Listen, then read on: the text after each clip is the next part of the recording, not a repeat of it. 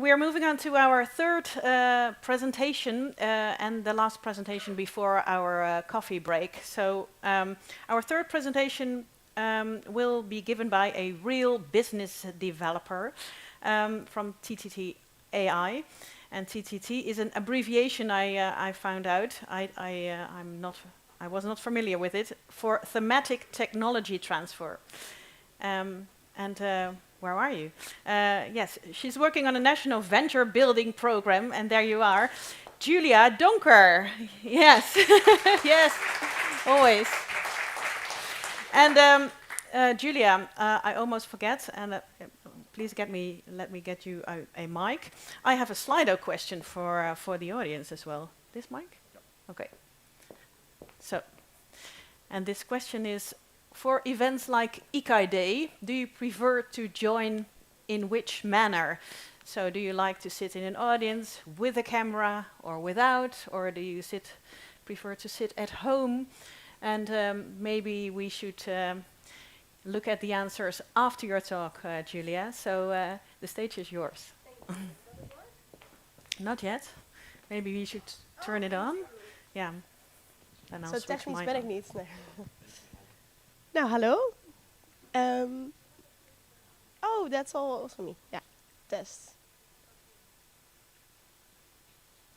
Yeah, okay, check.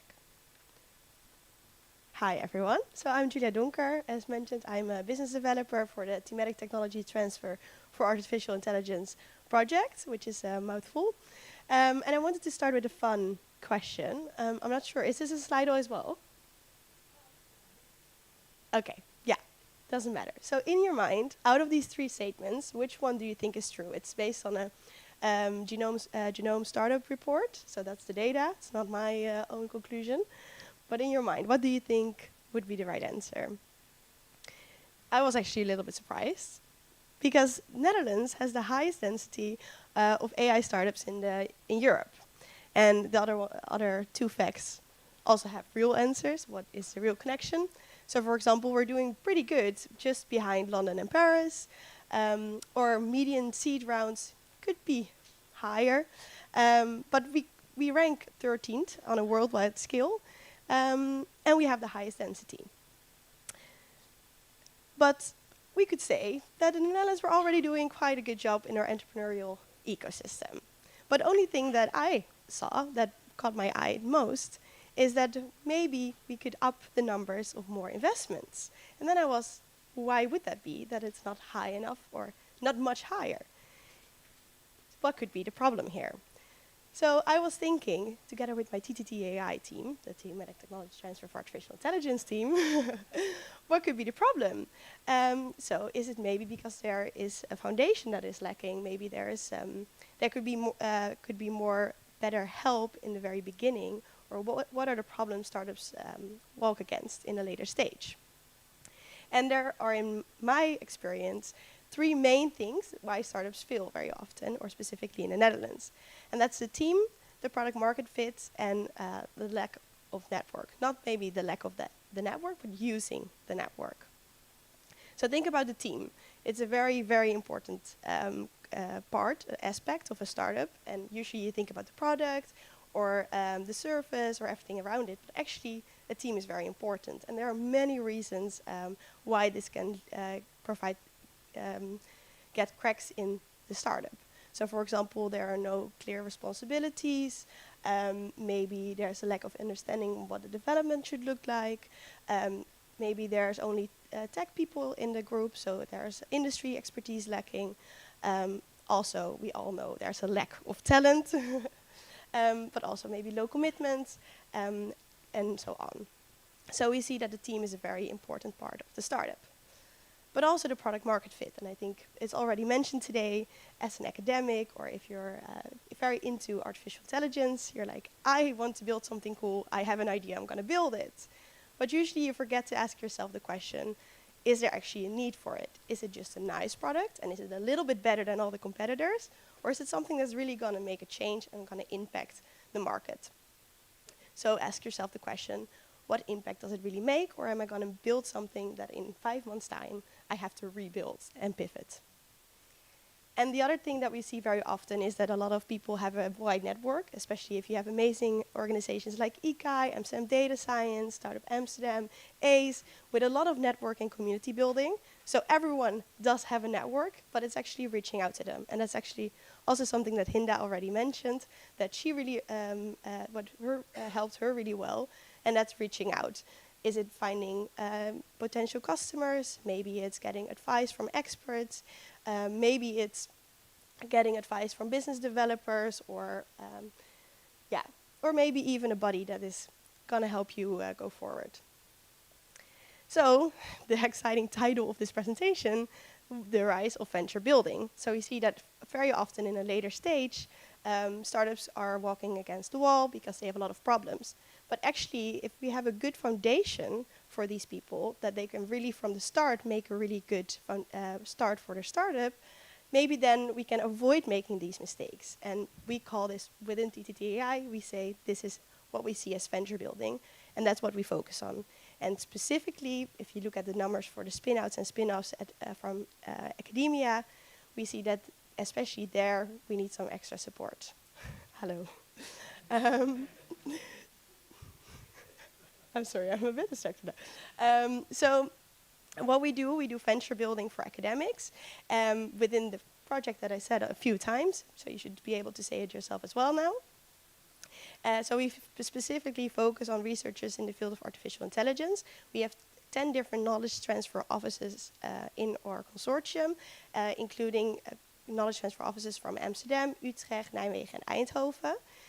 Some of the business developers of this project are also in the room, me, Mustafa, and Annemieke, but also Peter Westerhuis is the project leader, so during the borrel you can say hi. And we try to make use of the valuable knowledge within the Knowledge Institutes and give the researchers the opportunity to commercialize their research without having them to do all the hard work. So making sure they get the support they need, they have the knowledge they need, find the right team for them, make sure they don't build something before validating, but also utilizing the network of the 4 business developers in this project, which is a much bigger network than you could have by yourself. We do this through the 4 business developers that I already mentioned. And we focus on these 3 points, but we also do much more. But I thought this was the most relevant for this presentation. So my question is to you, what do you think about venture building? And that was it, by the way.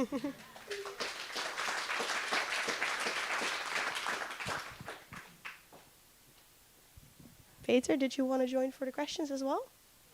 Yeah? Okay.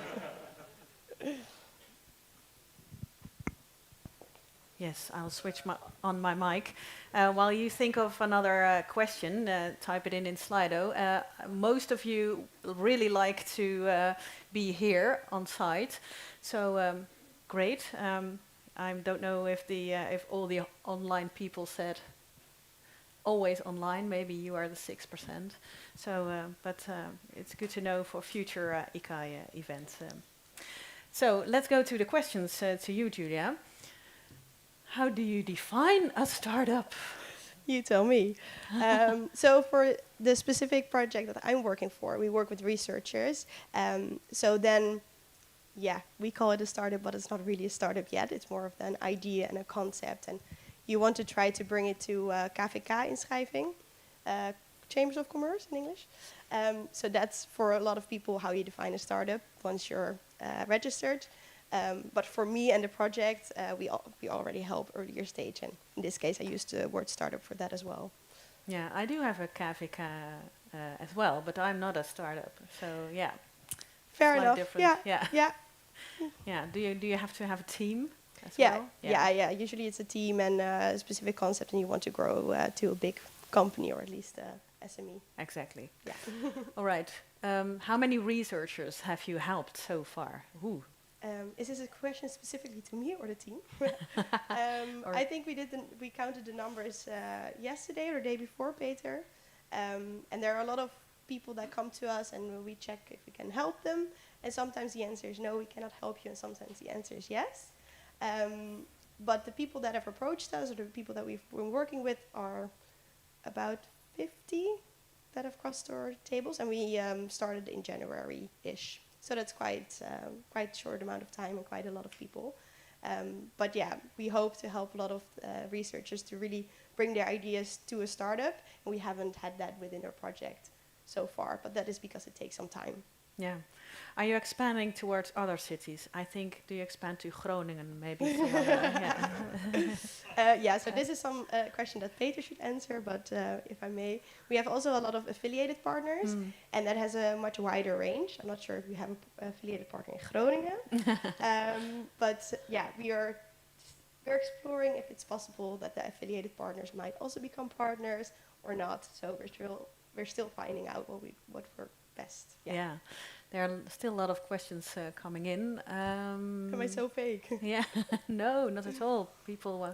I think people are going to ask you a lot of questions during the break. Shall we do one more? Are you currently supply or demand constrained? As in constrained in the bottleneck? Whose question is this? Yours? No? If you would be a little bit more specific, I would be better able to answer the question. Maybe it was someone online then. Yeah. I don't know the question, but I take it to mean supply in the sense of, are you able to help everybody that comes to you, or are you looking for people that need help more? Which side is the bottleneck? Yeah, so I would say both. So I think there's plenty of researchers that we can work with. So there's plenty of work to do, but we're still looking for the very top-notch cases. So we're also looking for more cases with higher potential. So I think it's both, which is a very unhelpful answer. Yeah. But yeah, I think it's very important. I hope more and more researchers realize that there's a lot of potential research that can be commercialized. But then hopefully we also get a bigger team. Okay. Well, then the very last question, because there are 6 thumbs here. Do the researchers, in your experience, get involved as major partners or just minor equity? It depends on their role within the startup and the negotiations. But yeah, if you spend a lot of time working on the startup, of course you get a good share. Yeah. It's not that the university takes it all, for sure not. Okay, yeah. And within TTT-AI, we're just a national project, and it's all the knowledge transfer offices locally that make these decisions and the negotiations. So that's outside my official scope within the TTT-AI. Yeah, we'll hear a lot about that this afternoon from the people in TechLeap, for example. They will elaborate about it. So thank you, Giulia, for your talk. Enjoy the break.